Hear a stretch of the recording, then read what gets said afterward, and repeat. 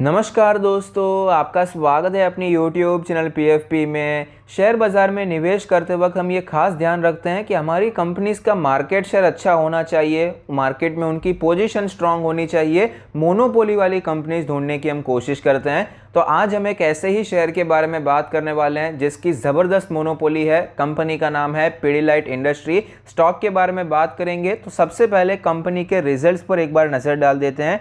Net sales हमें 39.67% बढ़ता हुआ नजर आया है ईयर ऑन ईयर बेसिस पे। नेट प्रॉफिट हमें 5.11% बढ़ता हुआ नजर आया। एबिटा हमें 5.46% बढ़ता हुआ नजर आता है। तो यहाँ per year on year basis पे ग्रोथ देखने को मिली है, जो कि स्वाभाविक सी बात है क्योंकि लो बेस था, इसीलिए आपको ग्रोथ नजर आती है। तो ओवरऑल आपको एक अच्छे नंबर्स देखने को मिले, लेकिन यहाँ पर भी जो रॉ मटेरियल के कॉस्ट है वो बढ़ते हुए नजर आए हैं। तो पिडिलाइट इंडस्ट्री, एशियन पेंट, HUL ऐसी सारी कंपनीज पर हमें मार्जिन्स पर इंपैक्ट देखने को मिल जाता है। कंपनी के मार्केट शेयर के बारे में बात करें तो कंपनी जानी जाती है अधेसिव्स के लिए, फेविकॉल के लिए। 70% का जायंट मार्केट शेयर है, तो क्लियरली बहुत ही बड़ा मार्केट शेयर इस कंपनी के पास है। प्रोडक्ट वाइज रेवेन्यू ब्रेकअप के बारे में बात करें, 54.2% का पैसा अधेसिव्स एंड सीलेंट से आता है।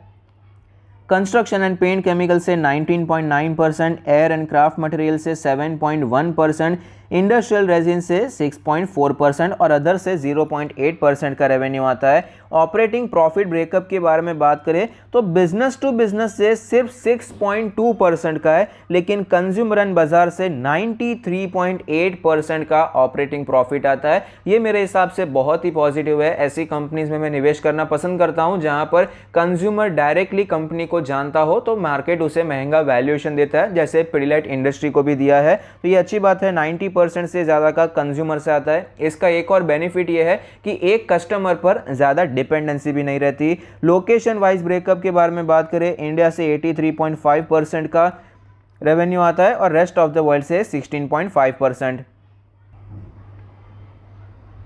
कंपनी के फाइनेंशियल रेशियोज के बारे में बात करें, रिटर्न ऑन इक्विटी लेटेस्ट 20% है, जो कि अपने 5 ईयर एवरेज से स्लाइटली नीचे नजर आती है। ROCE 24% है, जो कि अपने 5 ईयर एवरेज से आपको नीचे नजर आती है। तो ये ऑफकोर्स अच्छी बात नहीं है। नेट प्रॉफिट मार्जिन के बारे में बात करें, लेटेस्ट 15.5% है, जो कि अपने 5 ईयर एवरेज और 3 ईयर एवरेज के आसपास ही है। थोड़ा सा यहाँ पर डिफरेंस है, लेकिन कोई बहुत बड़ा सिग्निफिकेंट डिफरेंस हमें यहाँ पर नजर नहीं आता। डेट टू इक्विटी के बारे में बात करें, 0.04 का negligible debt to equity ratio दिखाई पड़ता है। बहुत ही मैनेजेबल डेट यहाँ पर दिखाई पड़ता है। तो ओवरऑल फाइनेंशियल रेशियोज आपको काफ़ी ज़्यादा हेल्दी नजर आते हैं।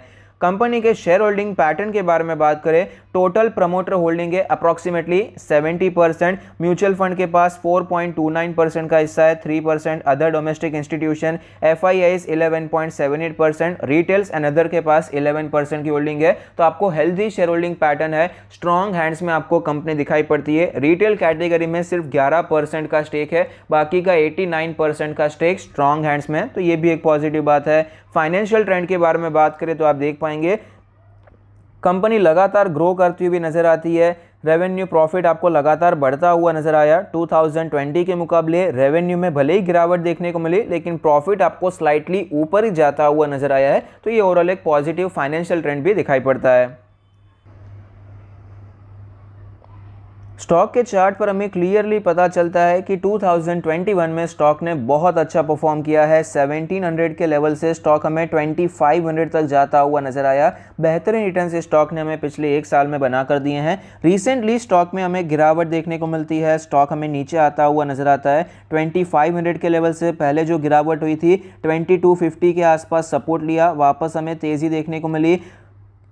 2500 के आसपास ही यहाँ पर रेजिस्टेंस लेने के बाद फिर से स्टॉक हमें नीचे आता हुआ नजर आता है। अगर हम थोड़ा सा जूम करके देखेंगे तो हमें ये पता चलेगा कि ओवरऑल आपको यहाँ पर लोअर हाई और लोअर लो बनता हुआ नजर आया। इसका जो हाई था, पहले का हाई और फिलहाल का हाई अगर आप कंसिडर करते हैं तो यहाँ पर आपको डिफरेंस नजर आता है। लो के बारे में बात करें तो लो में भी आपको स्लाइट डिफरेंस यहाँ पर नजर आएगा। तो फिलहाल के लिए स्टॉक हमें थोड़ा सा वीक होता हुआ नजर आता है, उसमें कोई डाउट नहीं है। चार्ट पर हमें ये क्लियरली पता चलता है और साथ ही साथ मूविंग एवरेजेस भी ये पता चलता है। 20 डेज और 50 डेज के मूविंग एवरेज को ऑलरेडी तोड़ दिया है। 100 डेज के मूविंग एवरेज को आज ही स्टॉक ने तोड़ा है, जो कि एक लंबे समय से, पिछले एक साल से एज अ सपोर्ट काम कर रहा था। RSI के बारे में बात करें तो डेली RSI 36 है, बहुत ज़्यादा वीक है।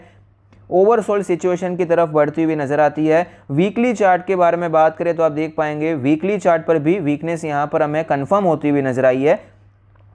20 वीक्स का जो मूविंग एवरेज है एज अ सपोर्ट देखने को मिला पूरे 2021 में, लेकिन फिलहाल आप देखिए इसके नीचे ये आता हुआ नजर आया, यहाँ पर गिरावट देखने को मिल रही है। वीकली आरएसआई के बारे में बात करें तो वीकली आरएसआई भी आपको वीक होती हुई नजर आई है। पिछले एक साल में आपको 50 के नीचे का आरएसआई वीकली आरएसआई देखने को नहीं मिला, लेकिन फिलहाल ही हमें 49.77 दिखाई पड़ता है। एक शार्प गिरावट देखने को मिली जो कि दर्शा रहा है कि स्टॉक में मोमेंटम अब चला गया है और वीकनेस की तरफ स्टॉक बढ़ता हुआ नजर आया है।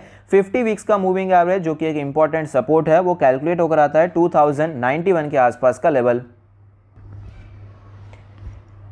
डेली चार्ट पर हमें ये ट्रेंड लाइन भी दिखाई पड़ता है जो कि फिलहाल आज की गिरावट से टूटता हुआ नजर आया। अप्रॉक्सीमेटली जून से करके ये ट्रेंड लाइन हमें एज अ सपोर्ट देखने को मिली है। इसी ट्रेंड लाइन पर स्टॉक सपोर्ट लेता और वापस आपको ऊपर जाता हुआ नजर आता है। यहाँ पर गिरावट हुई है तो ये एक और कन्फर्मेशन है। तो मल्टीपल चीजें हमने देखी, मल्टीपल इंडिकेटर्स हमने देखे जिससे हमें ये पता चलता है कि स्टॉक में वीकनेस चल रही है।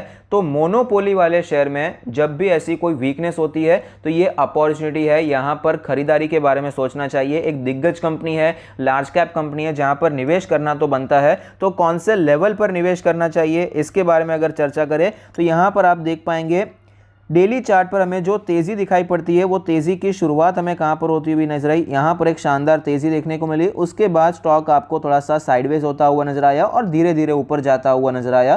तो ये जो लेवल है आपको एक स्ट्रॉन्ग सपोर्ट की तरह दिखाई पड़ेगा और ये लेवल कैलकुलेट होकर आता है 2100 के आसपास का जोन। तो यहां पर आप खरीदारी के बारे में सोच सकते हैं। एक शानदार स्टॉक है, मोनोपोली वाला नेचर है, तो यहां पर 2100 पर आप एक्यूमुलेशन के बारे में सोच सकते हैं। जब भी आपको ये स्टॉक 2100 के आसपास नजर आए पहला इंस्टॉलमेंट यहां पर आप करने के बारे में सोच सकते हैं। मेरा मानना है ये लेवल नहीं टूटना चाहिए, लेकिन बाय चांस ये लेवल टूटता है तो हम आगे वीडियो बनाकर आपको बताएंगे कि कौन से दूसरे लेवल पर आप खरीदारी के बारे में सोच सकते हैं। Thank you, stay happy, happy investing.